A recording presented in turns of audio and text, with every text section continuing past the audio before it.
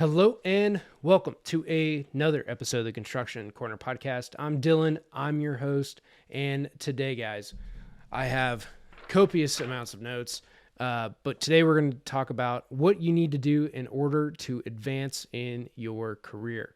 And again, this is after doing $1 billion plus worth of construction, 15 years in the industry, and being at the table for tons of big and important meetings over my career.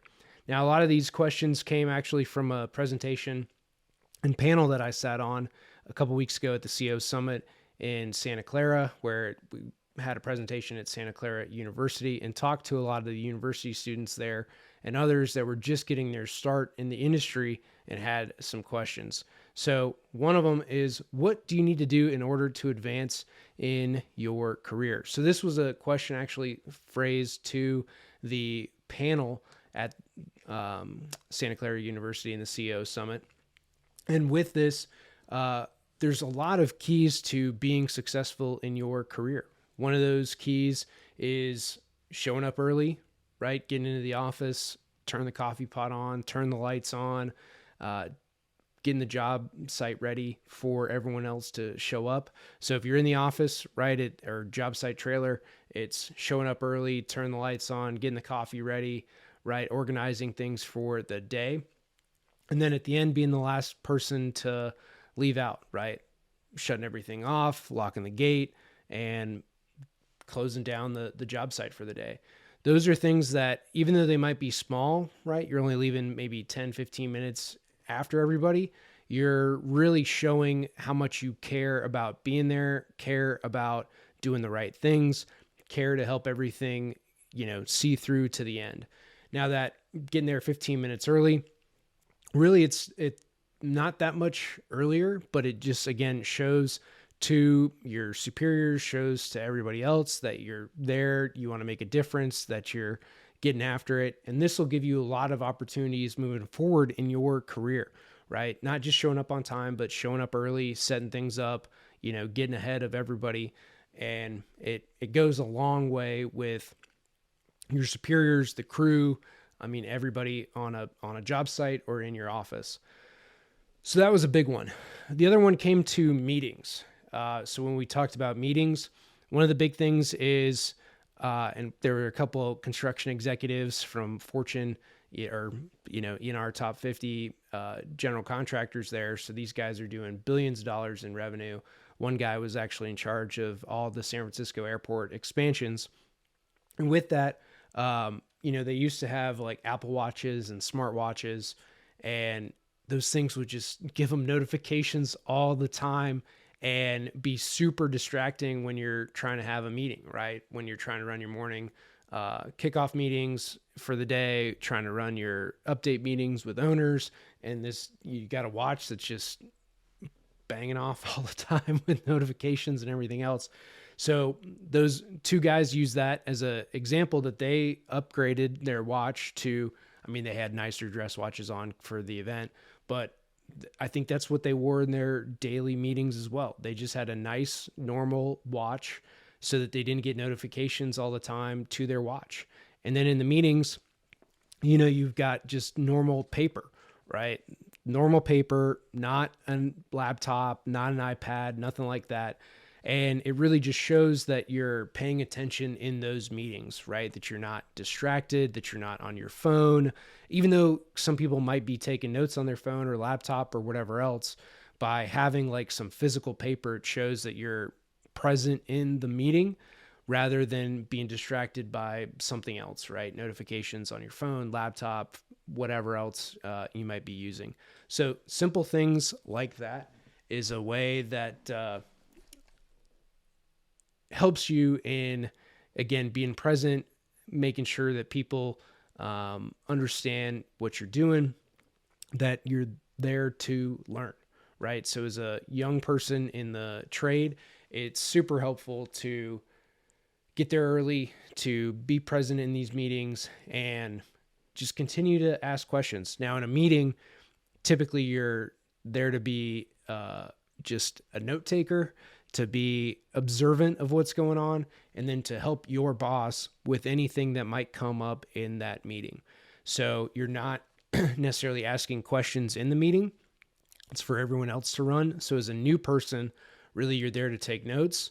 And then after the meeting, get with your boss to go through the questions that you had so that you don't derail the meeting for everybody else, right? It's just questions for your boss and to clarify for you so that you're not wasting like 20 people's time. You're just asking your boss to clarify and, taking their time to help you, right? So you're not wasting a ton of people's time.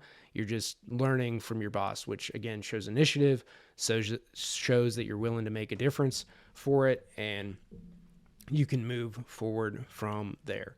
So when you're advancing in your career, it's all these little things that add up over time to really show that you care, that you're making a difference, and that you want to advance in your career. There's so many people that don't show initiative, that don't do anything to go above and beyond. And that also shows just a lack of basically care for what's going on in the company. Now, there's a lot of other pieces for it, but that's kind of just the tips of it. And really doing those two things, right? Showing up early and paying attention in meetings and taking notes, like that'll get you pretty far in your career because you'll ask better questions, you'll show initiative, and then people will give you more opportunities from just those kind of two simple things. Now, another question I got was, from a guy that wanted to be in these OAC meetings, right? Owner, architect, and contractor meetings that happen either weekly, bi-weekly, depends on the project, how big it is, and really what's going on. I let him know that those meetings are not always fun to be in, right? Some of the time they are, right? Things are going good. They're a good meeting to be in. It's the project moves forward, things are happening, everybody's happy, and it goes well. But when things are not going well, when there's a lot of changes in the project, when people are having problems or issues or money is a item, then those OAC meetings are not fun to be in, right? It's not a meeting that you want to attend. It can really turn into a bloodbath when the project is not going well. And I say all of this to say that, heavy is the head that wears the crown, right? So for the people that are in these high-level meetings, there is a lot of stress, a lot of burden placed on them from finances, from schedule, from making sure that everybody's doing what they need to in order to succeed for the project.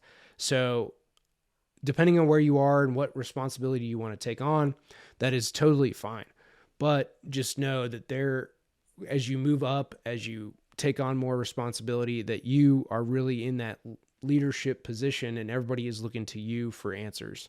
So if you're not willing to take on those responsibilities, not willing to make decisions for everybody, don't basically volunteer or, move up to a point to where you take on all of that responsibility for these projects. Which really brings me to the last point for this podcast and talking about, are you ready for leadership positions? So the biggest thing in leadership is you've not only got to train the person behind you, right? So can you coach, train, improve the person coming up after you, right? Can you do that? That's usually step one to becoming a person in leadership positions, is training your replacement, right? Imparting your knowledge onto somebody else. They are then able to do the things that you're able to do, and you can move up the chain of command, basically. The other thing for leadership positions is, are you willing to independently stand on decisions, right? Are you willing to make decisions and stand on them? A lot of people need input from others in order to make a decision, and they're not comfortable actually pulling the trigger and making the decision when it comes to what the company should do, what your department should do, what you as a team should do. So as you move up and gain more leadership authority, you have to be more comfortable being on your own to make that decision, right? Tell people what they need to do and live by that, right? A lot of the time, things can change. You can change your mind. You can reverse course as new information is presented to you. But for a lot of this, it is you have to be comfortable in making those decisions, right? Pulling the trigger and saying, hey, this is what we're going to do to move forward. A lot of time people get into these positions and then ask everyone else's opinion and then rely on others to make those decisions for them. So what I want to say for you guys in being ready for leadership positions is continue to make more and more choices, continue to be firm in your leadership style and making those decisions, taking them on and going from there. Because at the end of the day, as a leader, that's what you're going to have to do. So today, guys, we talked about really three big things. One, advancing your career, getting there early, showing up, taking notes at meetings, and then asking your boss about the questions that you have from that meeting, and then doing what you can to help them move forward and take some burden off of their plate. That'll help you advance tremendously in your career. OAC meetings, what they're all about, and why you may or may not want to be in them. And then if you are ready for leadership positions, what to do and how to move forward. So that is this episode of the Construction Corner podcast. And until next time. Good old